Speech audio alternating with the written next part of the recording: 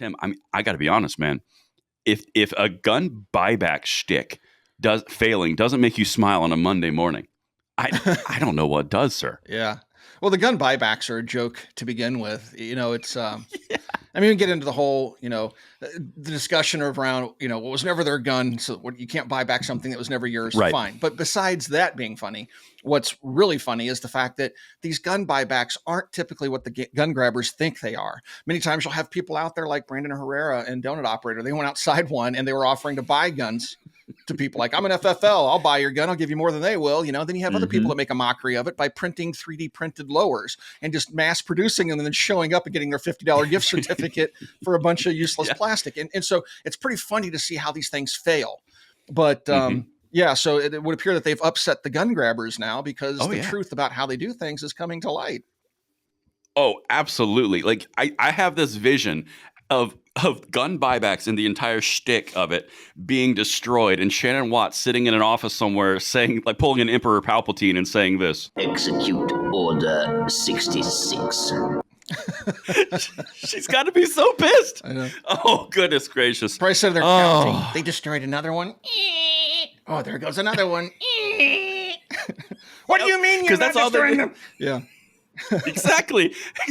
They keep on setting them up. We keep knocking them down. But let's get into this because beautiful people, because gun buybacks, those are the things that get guns off the streets. They repurpose evil into good. Everything destroys it. The atoms that actually were guilty of being atoms are eviscerated into the nether. That's not exactly how it works. Check this out, because the New York Times is also pissed. Dr. Button Pusher, this is number one. I'm going to embellish just a little bit. Fair warning. The guns were said to be destroyed. Instead, they are rising like a phoenix to strike again. Or they were just reborn. Like these people. Tim, this is actually really important. There's a secondary arms market. A secondary one. Oh, my goodness. Who would have thought? A secondary one. Yeah. Man. I mean, in every other economic system, on every other business, in every other industry, there's secondary everything. But why? But it shouldn't exist in the gun world. No, the gun world is totally different and evil. Yeah, I mean, I thought gun buybacks was just, giving unwanted guns new homes. Exactly. Who knew? Exactly. That there was some ulterior motive here. Oh my gosh. And Tim, there's millions of dollars, dirty, dark money. Oh, I bet you it ends up in the dark money pools that control Congress too. That's what I bet. Tim. Let's continue. Number two. This came out yesterday. Oh, it's so delicious. When Flint, Michigan announced in September that 68 assault weapons collected in a gun buyback would be incinerated, the city cited its policy of never reselling firearms. Well, Tim, hold on a second, because I think we're going to get into a little awkward part about what is a gun and what isn't a gun here. Are you seeing this? Are you seeing the clouds on the horizon? Yeah, if only the ATF would step in and clarify that for us. If only they could help us out here. Yeah. Well, it seems they're confused too, because they're in the midst of trying to figure out what a gun is. It seems like America's having a problem with identity these days. But anyway. Red flag. Give me some quacks. Yes, well, it turns out, Tim, that I'm showing you right here in the New York Times. Cue the outrage. Number 3. But Flint's guns were not being melted down. Instead, they made their way to a private company that has collected millions of dollars, taking firearms from police agencies, destroying a single piece of each weapon, stamped with the serial number, and selling the rest as nearly complete gun kits. Buyers online can easily replace what's missing and reconstitute the weapon. A single piece. Single. And they're just destroying a single piece. This little tiny screw right at the very front, underneath the front sight block that goes in. Yeah, that's the piece they're destroying. No, it's the receiver, folks. It is the gun. The one little piece is the serialized part, which is the gun. Just one little piece. Like, you know what I love about this? And we got so much more, guys. But the thing that I love about this the most, on the very base level, is you're having a deflating of the actual definitions that they've gone through life experiencing. Like, for example, this whole thing is the gun, destroy it. Well, actually, the ATF calls this part the gun and everything else is an accessory. And you can almost see like the wires going. No, you got to destroy every screw. Yeah. Right. That's dark metal. It's evil. It's been involved in something that could have terrible consequences and ruin all the meat for dinner. It leaves nothing behind. How dare you repurpose that spring, sir? Right. Yeah. Right. Exact. Dude, it's when reality clashes with the fallacy. That's what's so beautiful to watch. Well, they don't understand what they're trying to ban. I mean, right. We'll even talk about that in the Goofy Gun Grabber segment. They don't understand what they're talking about. They don't at all. It's so insane, dude. So now I'm just going to take little bits and pieces which kind of contribute to that narrative. So this is number 4. I'm just going to read a little bit of this.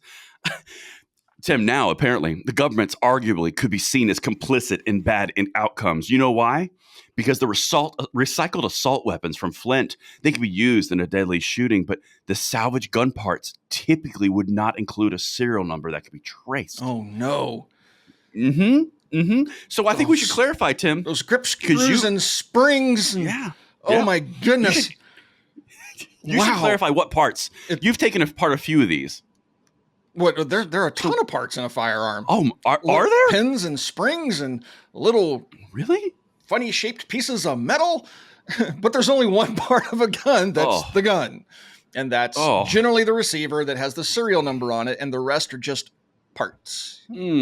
But apparently they're evil parts. It's not good enough that they destroyed the receiver. Oh, no, you have to destroy every little spring and screw to go with it. Correct. And before I've got this next part you're going to love so beautifully. I can almost see it already in the beautiful sky written in the clouds, Tim's happiness. But you know, dude, the thing that just kills me about this, they are literally following the law verbatim. Mm-hmm. And the gun controllers are literally walking through and going, "Wait, what?" Yeah. But I thought we were doing good and we were fixing everything and those mean evil guns were gone. They were, but you said you sold the parts. We did. I know. I'm so confused. I know. You destroyed the gun and it can be reconstituted. Yeah, by somebody buying another receiver and doing a 4473 for him. Which cost $100. Oh my goodness. I know, they're so funny. But it's just. So does this mean we can finally be done with the gun buybacks?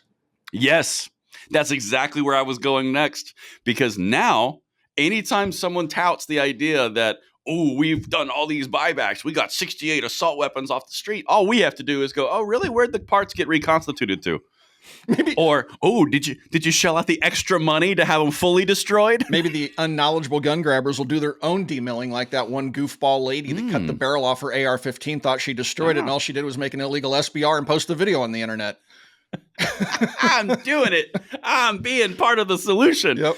Well, now, Tim, I think this is important, and I did, and I touched on this in my other in my video on my channel. I have to get my deep narration voice because we have an announcement to make. Tim, you ready? Yes.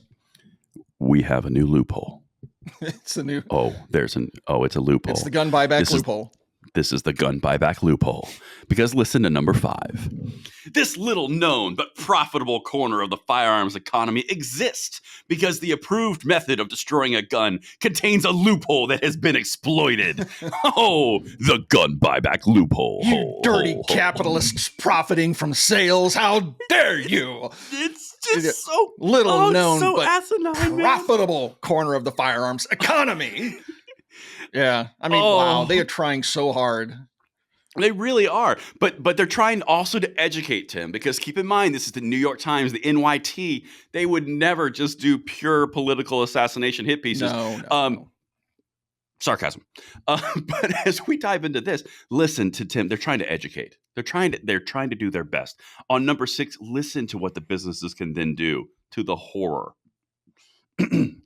The businesses can then sell the remaining parts as a kit. Barrel, trigger, grip, slide, stock, springs.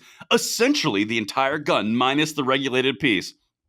Oh, you figured that out, huh? Minus the regulated piece. The receiver, which holds everything together. That's the gun. Yeah. Which is the part of the gun. And by the way, that's handguns and assault weapons. Gun grabbies. It cracked me up, man. I mean, in some, Tim, it's actually a removable piece. In new models, oh my gosh, the receiver it's like the SIG P320 with the modular trigger. Oh, what do we do with that? I mean, oh my goodness. Because the grip frame could survive that, and that looks like a gun, even though it doesn't do anything. That's right.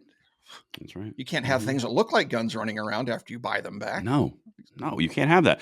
And this video would not be complete for this segment if I didn't show you economics slapping gun control dreams in the face. This is number 7. The companies, for their part, this is the gun busters, say that if public officials want the whole gun destroyed, they must pay for it. Our services are free for law enforcement agencies. If we can't cover our costs by selling parts, then we charge them. Only about 2% of Gunbusters clients pay the full firearm destroy fee. Federal agencies, including the Secret Service, are among them. Wait a minute, Tim. So you're saying 98% of all gun buybacks are just tear downs? They destroy the frame receiver, which is the gun, and then sell the parts back on the market? Because if logic follows, that means that there should have been more gun crime across the board, right? Yeah, I mean, because they never really left. I mean, That's all you weird. gotta do is replace one small piece. That's so odd. Yeah. That's so odd. I just love how economics, the guy's like, yeah, I'm not going to do it for free. Yeah. So the governments are actually going, well, I'll tell you what, we're not going to pay the extra money. You just destroy the legal definition of a gun. We'll get the credit for taking guns off the street. You can sell the parts that recoup your cost, and we'll all win. Until the New York Times went, what? Yeah. I think their little scheme has probably been destroyed now. So maybe this will make the gun buybacks go away, because if it's no longer what I profitable, think. I mean, this isn't a communist country yet. So, we do work on the capitalist system where we try to make profit. Nobody's in business to lose money. And so if they're going to lose money doing this, then maybe they'll just go away and stop doing it. I think you're onto something, Tim. Let's hope. Let's hope, because they're dumb and stupid.